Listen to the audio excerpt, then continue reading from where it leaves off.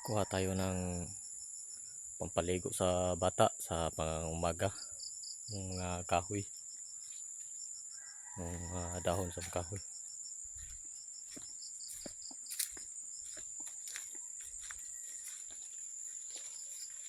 Sana dito siya.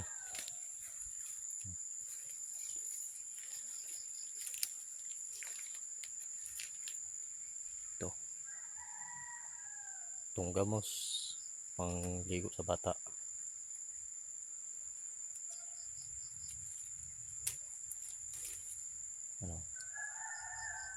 Halo to sa tubig,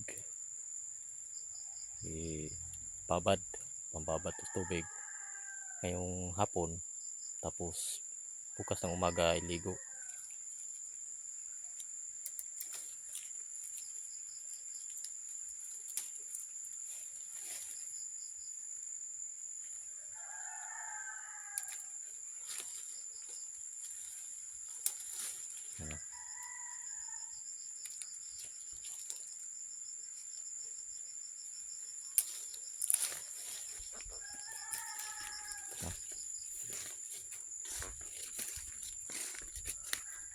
Ito na yung ginawa natin.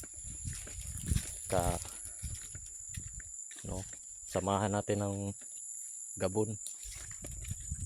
Yung sambong yata yung tawag ng Tagalog.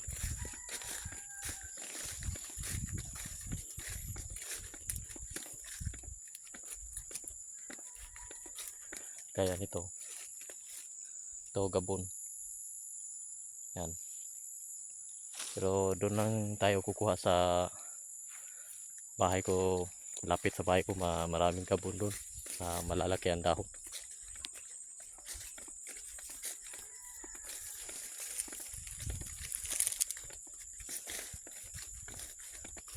Tatlong klase ang kailangan.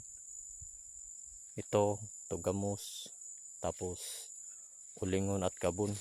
Yung ulingon, yung kahoy, hanap tayo ng ulingon. Ito na gabon, yung sambong. Yan, kuha tayo.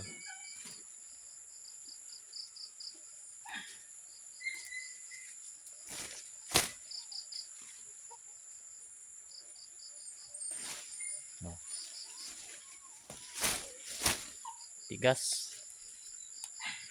tas lang tayo para dalhin. Yan, tatlo. Dadalhin na to sa bahay. Ito yung ulingon, yung pangatlong kahoy, dahon ang ilalagay, bababad sa tubig, panligo ng bata.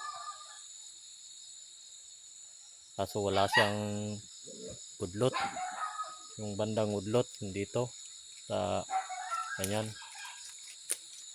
Yung ganito sana, so lang sira. Maghahanap na lang tayo doon sa iba. Dadalhin ko yung dalawang klase, itong gamos at saka gabon. Ito wala siyang udlot, saka na yan, kuha na lang ako sa iba.